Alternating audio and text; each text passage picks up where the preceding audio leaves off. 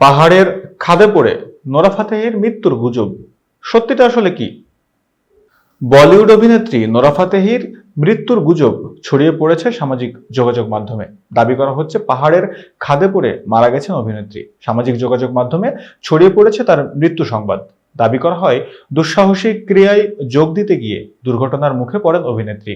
Bungee jumping এ যোগ দিতে গিয়েই বিপত্তি।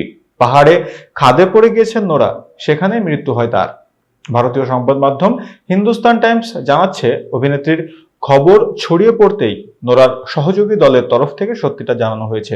বলা হয়েছে নোরা একদমই সুস্থ আছেন, তার মৃত্যুর খবরটি শুধুই গুজব। নোরার মৃত্যুর গুজবকে কেন্দ্র করে ভাইরাল ভিডিওতে দেখা গেছে এক মহিলা বানজি জাম্পিং করতে গিয়ে পাহাড়ের খাদে পড়ে যান। মহিলার মুখ স্পষ্ট নয়। এতক্ষণ বার্তা বৈঠকের সাথে থাকার জন্য ধন্যবাদ। নতুন নতুন তথ্য ও সংবাদ পেতে বার্তা বৈঠকের ইউটিউব চ্যানেল ও ফেসবুক পেজের সাথেই থাকুন।